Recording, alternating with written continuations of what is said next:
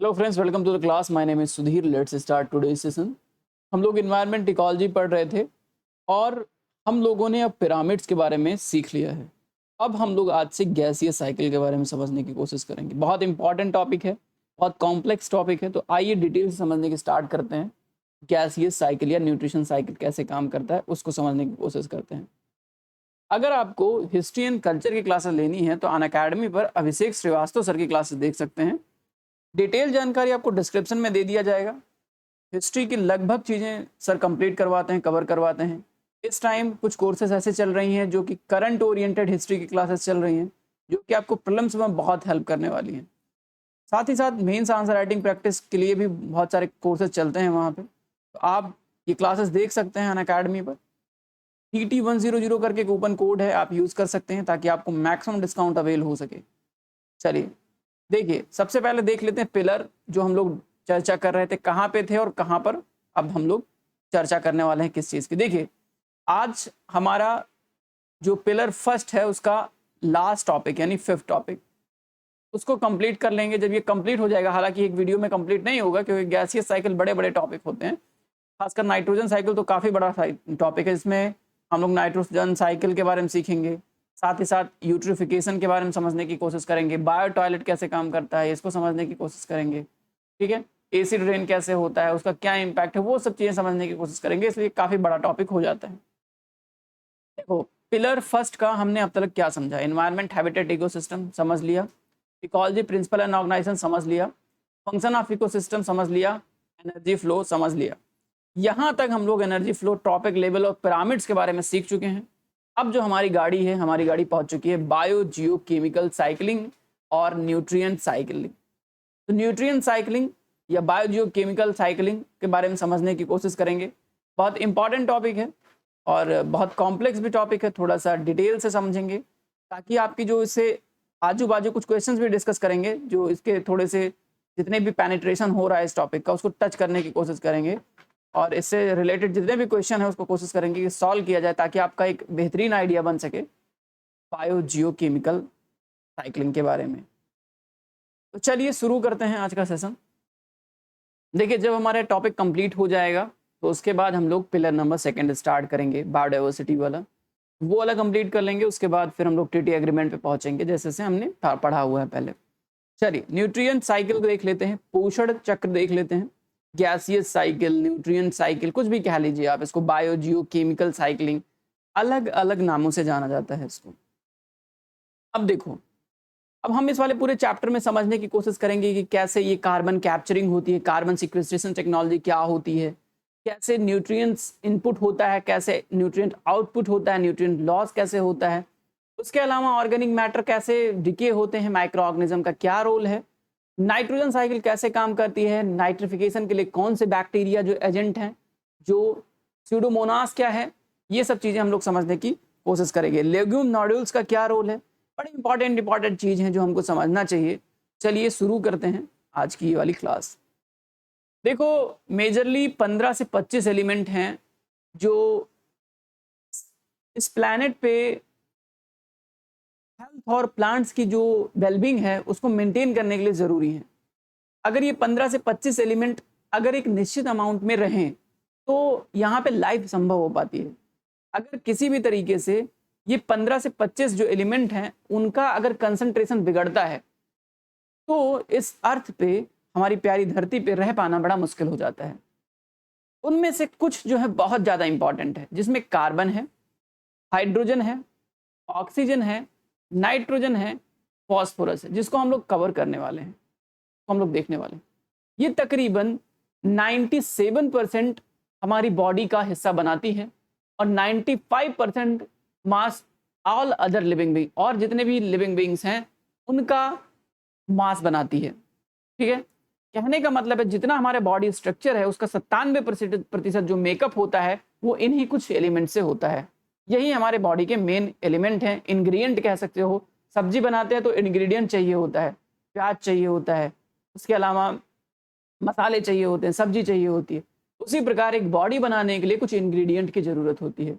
ये 15 से 25 एलिमेंट ही वो इंग्रेडिएंट हैं जिससे बॉडी फॉर्मेशन होता है, चाहे वो प्लांट की बॉडी फॉर्मेशन हो, चाहे ह्यूमंस का हो, चाहे अदर एनिमल्स का हो।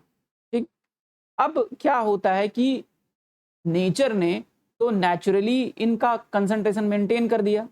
उसके बाद क्या हो रहा है कि हम जीव उत्पन्न हुए और हम उस कंसंट्रेशन को अडॉप्ट किए और हम जिंदा रह पाए, सर्वाइव कर पाए। लेकिन अब जब हम इतने पीक पे पहुंच चुके हैं और किसी भी तरीके से इन एलिमेंट्स की संख्या में कमी या वृद्धि होती है, तो उसका पूरा इम्पैक्ट एनिमल्स पर पड़ेगा, ह्यूमंस पर पड़ेगा, प्लांट्स पर पड़ेगा। जिस प्रकार अभी हमने एंथ्रोपोजेनिक फोर्सेस यानी मानव जनित फोर्सेस के कारण से क्या किया है, कार्बन डाइऑक्साइड की मात्रा को क्या कर दिया है, बढ़ा दिया है।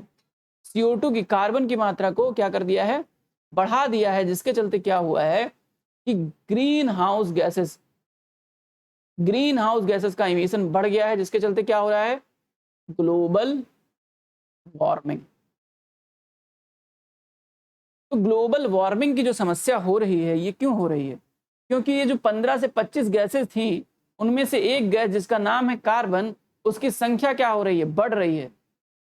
तो जो एटमॉस्फेरिक कंसंट्रेशन इन गैसों का है या इन न्यूट्रिएंट्स का है, अगर वो किसी भी प्रकार से इम्पैक्ट होता है,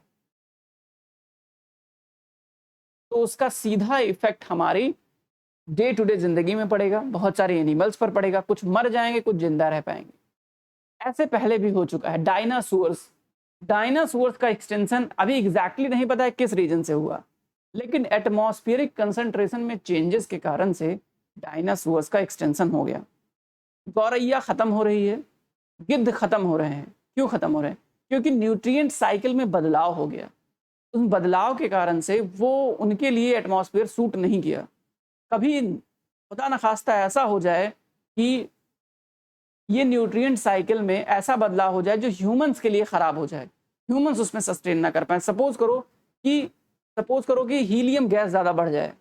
अगर हीलियम गैस ज़्यादा बढ़ जाएगी तो जाहिर सी बात है कि यहाँ पर जिंदा रह पाना मुश्किल हो जाएगा। या कार्बन मोनोऑक्साइड बढ़ जाए, एक टॉक्सिक गैस है कार्बन मोनोऑक्साइड एक टॉक्सिक गैस है।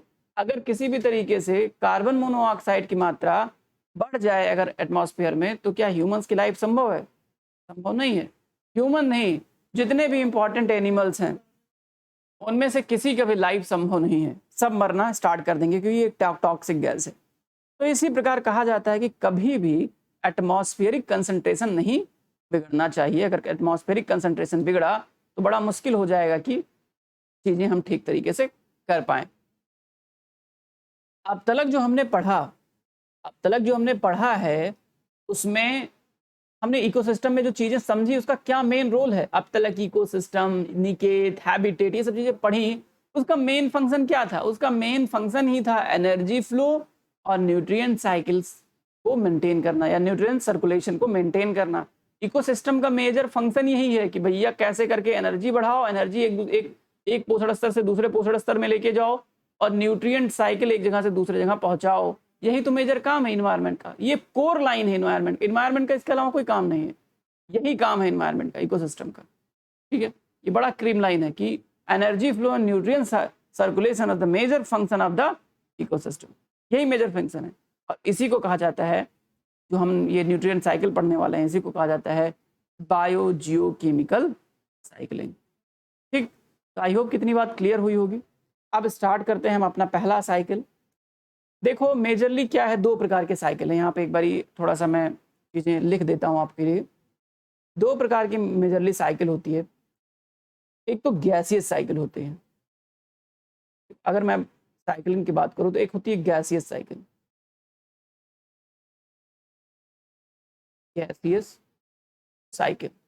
और सेकेंड टाइप की जो साइकिलिंग होती है वो साइकिलिंग होती है सेडिमेंट्री साइकिल।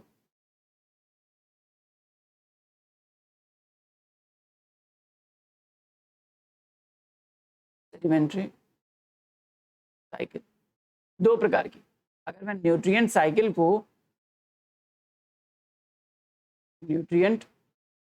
को अगर दो भागों में बांटूं तो एक गैसियस साइकिल है और दूसरा सेडिमेंट्री साइकिल है। गैसियस साइकिल के अंतर्गत आपके कार्बन साइकिल, आपके नाइट्रोजन साइकिल,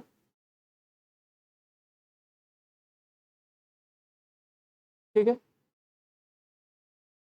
आपकी वाटर साइकिल।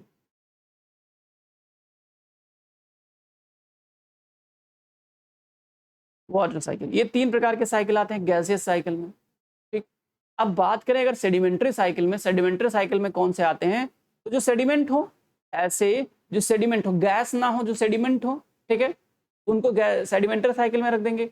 इसको रॉक साइकिल भी बोलते हैं, ROCK, रॉक साइकिल। ठीक है, रॉकी भाई वाला नहीं, रॉक साइकिल।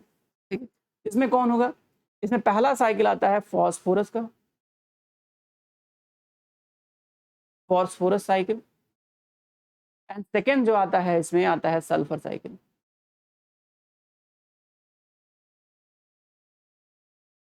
साइकिल, तो ये 5 प्रकार के इंपॉर्टेंट साइकिल्स हैं जिनको हमको पढ़ना चाहिए। ठीक है, तो हम स्टार्ट करते हैं अपना नाइट्रोजन साइकिल से, अपनी गाड़ी स्टार्ट करेंगे और समझने की कोशिश करेंगे नाइट्रोजन साइकिल इतना इंपॉर्टेंट क्यों। देखो नाइट्रोजन 78% है नाइट्रोजन। ठीक है, सब कंट्रीब्यूशन में नाइट्रोजन का कंट्रीब्यूशन सबसे ज़्यादा है। आपकी पूरी बॉडी नाइट्रोजन से बनी, अमीनो एसिड से बनी है। ठीक है, तो कैसे अमीनो एसिड बनता है, कैसे प्रोटीन बनता है, वो सब चीज़ें समझने की कोशिश करते हैं, नाइट्रोजन साइकिल का इंपॉर्टेंट रोल समझने की कोशिश करते हैं। ठीक है, चलिए, इसमें और बहुत सारे साइकिल्स आते हैं, कैल्शियम साइकिल भी है, मैग्नीशियम साइकिल भी है। अब लिखना चाहिए तो आप लिख सकते हैं, आप मैग्नीशियम साइकिल यहाँ पे ऐसे डाल दीजिए रॉक साइकिल में, मैग्नीशियम। उसके अलावा कौन सा cycle, calcium cycle, calcium cycle. ठीक है, सेडिमेंट्री साइकिल के अंतर्गत आते हैं ये सब। ठीक है, तो ऐसा आप चाहो तो लिख सकते हो। चलो स्टार्ट करते हैं नाइट्रोजन साइकिल को। इंपॉर्टेंट कंपोनेंट है लिविंग ऑर्गेनिज्म का नाइट्रोजन साइकिल। जो हमारा बॉडी होता है मेनली किसका बना होता है, अमीनो एसिड का जो बॉडी होता है, जिसमें प्रोटीन्स होते हैं, अमीनो एसिड्स का ही बना होता है।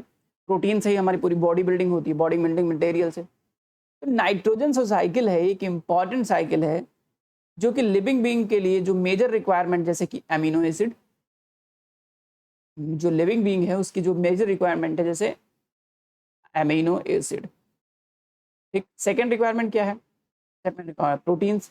अमीनो एसिड से क्या बन जाएगा, प्रोटीन बन जाएगा, ये इसकी रिक्वायरमेंट। साथ ही साथ वाइटामिन, साथ ही साथ हॉर्मोन्स। कुछ हॉर्मोन्स का फॉर्मेशन न्यूट्रिएंट साइकिल से या नाइट्रोजन से होता है। अमीनो एसिड, प्रोटीन, वाइटामिन, ये तीनों रिक्वायरमेंट पूरा करने के लिए हमें नाइट्रोजन साइकिल पर डिपेंड करना पड़ता है।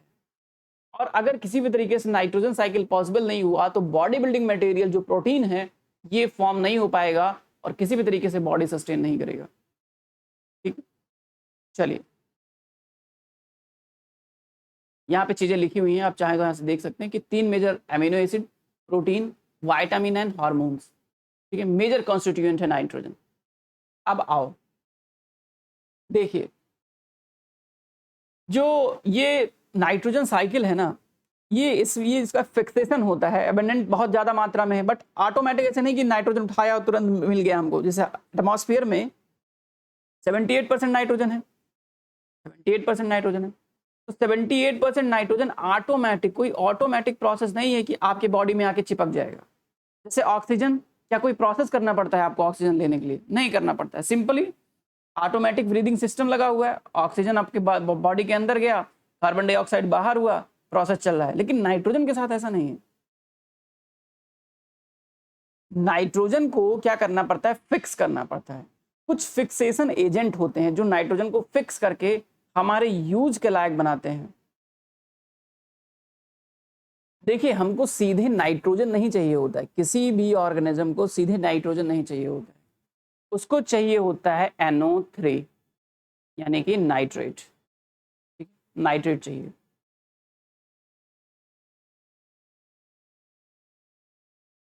नाइट्रेट चाहिए। अब ये नाइट्रेट से अमीनो एसिड से इसकी रिक्वायरमेंट होती है, ना कि नाइट्रोजन की रिक्वायरमेंट। तो नाइट्रोजन से कुछ करके नाइट्रेट बनाइए और नाइट्रेट बना लीजिए, उसके बाद उसको यूज कीजिए। तो ऐसा नहीं कि एकदम जो एटमॉस्फेयर में अवेलेबल है उसको यूज कर सकते हैं, नहीं कर सकते। इसलिए ये अबेंडेंट मात्रा में होने के बावजूद भी कुछ प्रक्रिया की डिमांड करती है। ठीक है, अब चलिए समझने की कोशिश करते हैं किन प्रक्रिया की जरूरत होती है नाइट्रेट बनाने के लिए।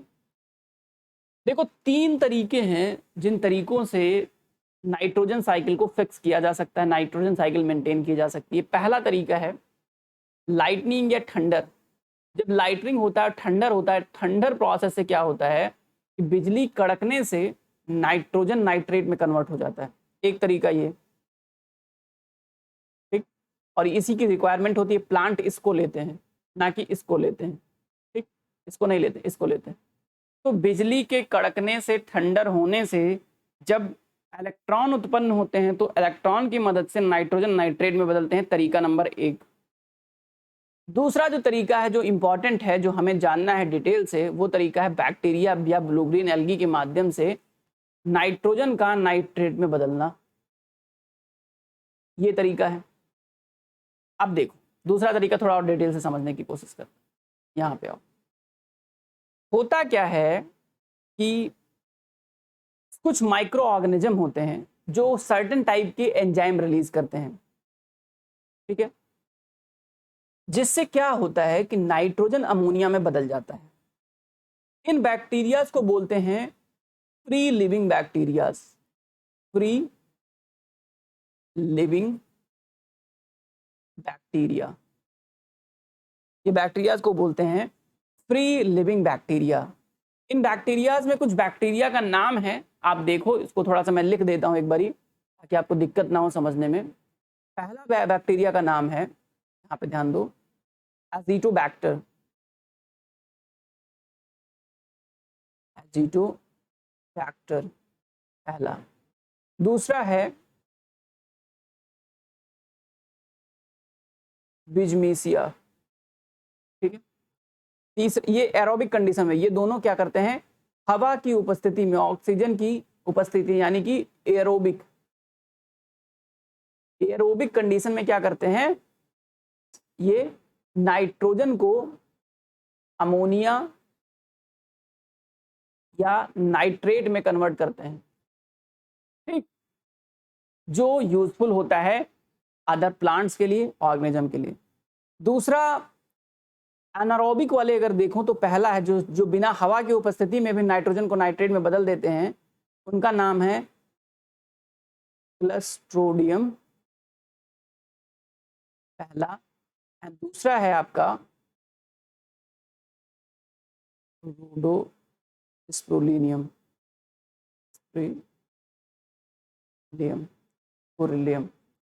रोडोस्प्रोलियम।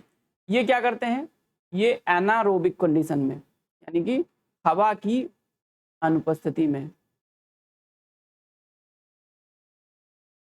एनारोबिक, एनारोबिक कंडीशन में क्या करते हैं, नाइट्रोजन को नाइट्रेट में बदलने की कोशिश करते हैं, ठीक। ये क्या करते हैं, जैसे कुछ तो हैं प्लांट नोड्यूल्स, यहाँ पे देखो, ये देखो राइजोबियम, राइजोबियम की मैंने बात करी। राइजोबियम आपको पता होगा, राइजोबियम भी एक प्रकार का बैक्टीरिया है, स्प्रुलिना भी एक प्रकार की बैक्टीरिया है।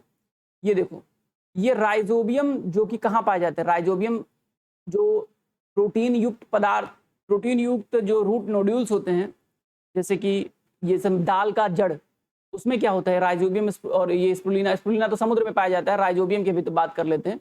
राइजोबियम यहाँ पे रूट नोड्यूल्स में पाए जाते हैं। इन रूट नोड्यूल्स की मदद से क्या करते हैं कि रूट नोड्यूल्स की मदद से क्या करते हैं कि नाइट्रोजन को, ये रूट नोड्यूल क्या करते हैं, नाइट्रेट में बदल देते हैं, ठीक। अब इसमें दो प्रकार के बैक्टीरिया काम करते हैं, एक होता है nitrogen fixing soil bacteria, nitrifying bacteria. एक अमोनिफिकेशन होता है, पहले अमोनिया बनेगा फिर नाइट्रेट बनेगा, फिर नाइट्रिफिकेशन होता है। दो बहुत मतलब छोटे छोटे स्टेप हैं जिनको समझना जरूरी है।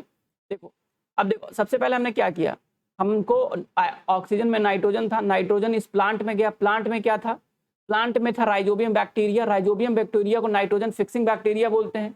नाइट्रोजन फिक्सिंग बैक्टीरिया, राइजोबियम या एजिटोबैक्टर, जितने भी मैंने आपको नाम लिए, ठीक है, यहाँ पे, ठीक है, इनका जितना लोगों का नाम लिया, इन लोगों की मदद से क्या हुआ, इन लोगों की मदद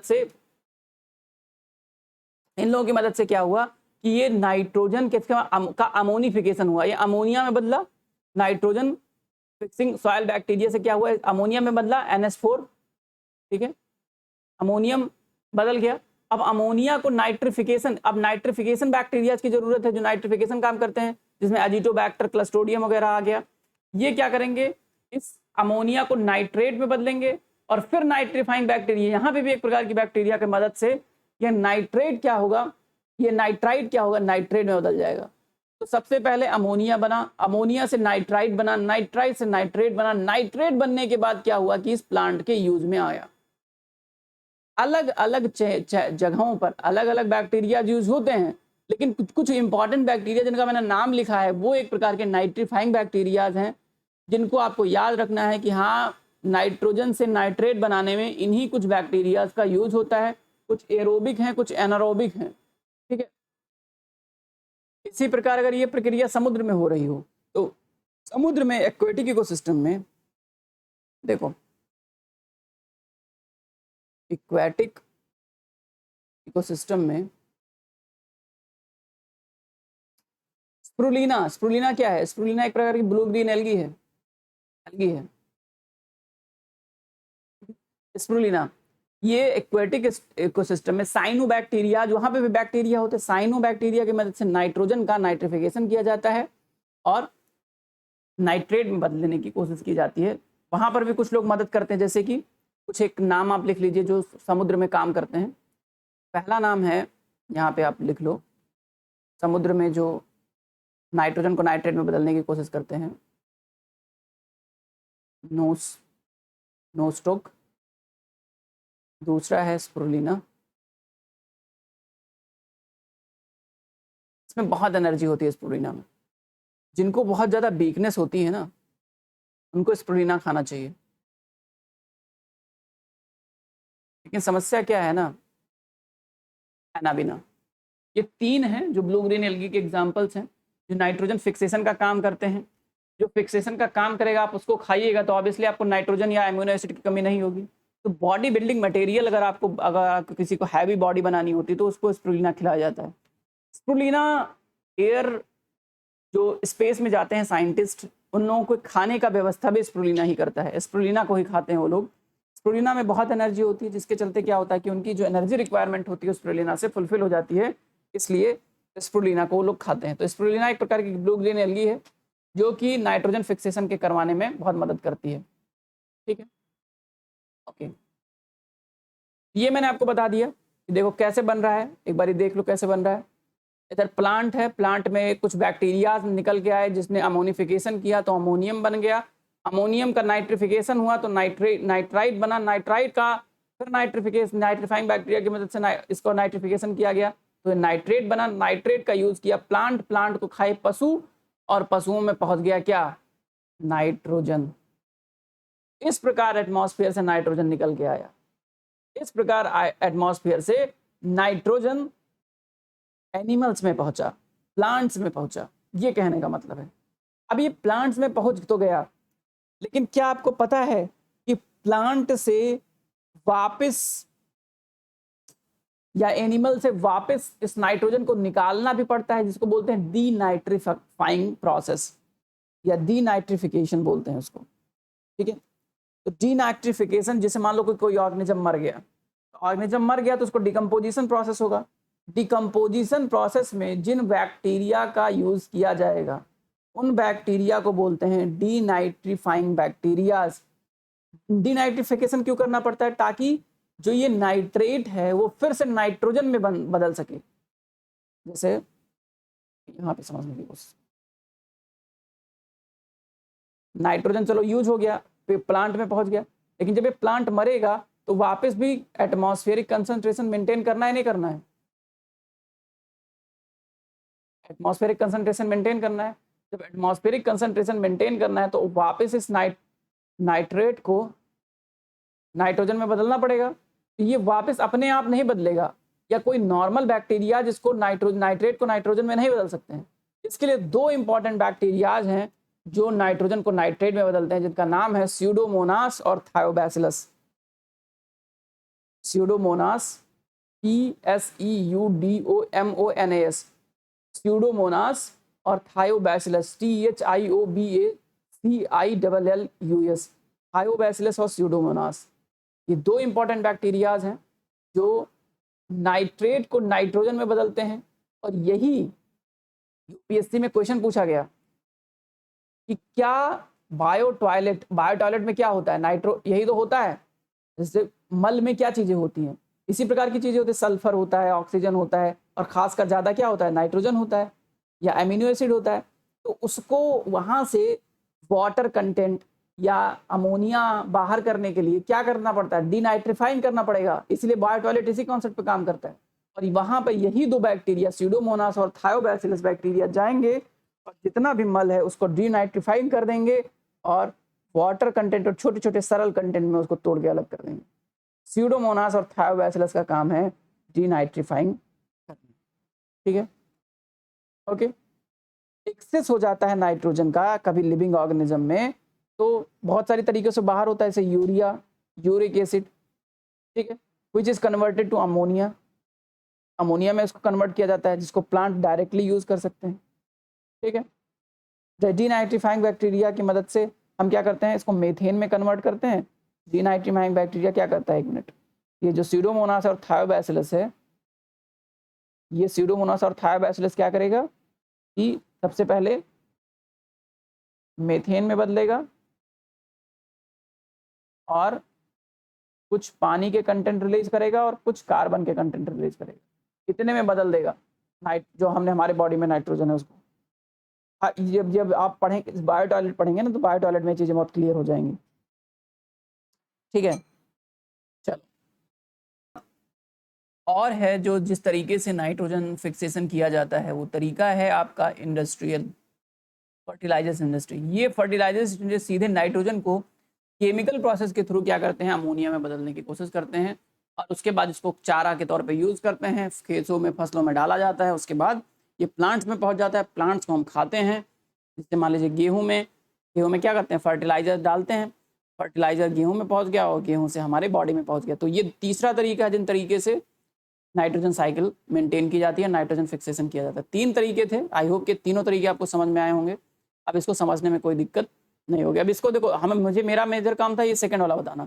थर्ड वाला फर्टिलाइजर इंडस्ट्री कैसे अमोनिया को नाइट्रोजन को कैसे अमोनिया में बदलती है, ये बहुत बड़ा इंपॉर्टेंट जो कॉन्सेप्ट नहीं है, क्योंकि ये इंजीनियरिंग का कॉन्सेप्ट है, तो हमें इसको पढ़ना है नहीं।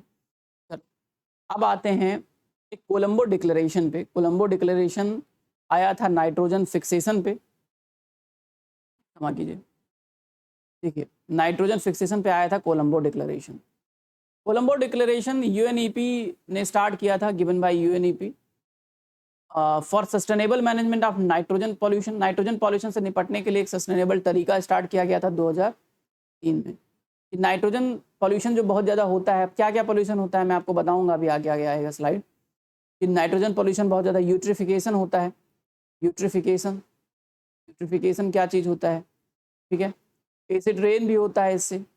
साथ ही साथ बहुत सारे तरीके हैं जिससे नाइट्रोजन पॉल्यूशन बढ़ जाता है, जिनमें स्टबल बर्निंग, जो जला देते हैं, उसके कारण से भी नाइट्रोजन बहुत ज़्यादा परेशान करता है, वो भी जो है काफ़ी परेशान करता है। उसके अलावा फोटोकेमिकल स्मॉग भी इसी के कारण से बनता है। चीज़ें समझने की कोशिश करेंगे, फोटोकेमिकल स्मॉग वगैरह कैसे जो है बनता है, और ओजोन बना देता है नेचुरल लेयर पे, जिससे बहुत सारा बीमारियाँ फैल जाती हैं। तो कोलंबो डिक्लेरेशन कहता है कि भाई जो नाइट्रोजन पॉल्यूशन है उसको रोकेंगे। बहुत सारे कैंपेन स्टार्ट करता है, नाइट्रोजन फॉर लाइफ टाइप का कैंपेन इन्होंने स्टार्ट किया। इसको टेक्निकल सपोर्ट मिलता है इंटरनेशनल नाइट्रोजन मैनेजमेंट सिस्टम से, INMS से। ज्वाइंट इनिशिएटिव है यूएनईपी और INI, इंटरनेशनल नाइट्रोजन इनिशिएटिव का, 2003 में। और बहुत सारी बातें हैं जो इंपॉर्टेंट है नहीं, आप चाहें तो उसको पढ़ सकते हैं। तो ये कोलंबो डिक्लेरेशन था, जो कि बात करता है कि कैसे नाइट्रोजन को बचाया जाए, नाइट्रोजन पॉल्यूशन से बचा जाए, और सस्टेनेबल यूज़ किया जाए नाइट्रोजन का, सस्टेनेबल मैनेजमेंट हो नाइट्रोजन पॉल्यूशन का। ये सब चीज़ें हैं जो नाइट्रोजन साइकिल के बारे में हमको समझनी थी, कोलंबो डिक्लेरेशन के बारे में मैंने।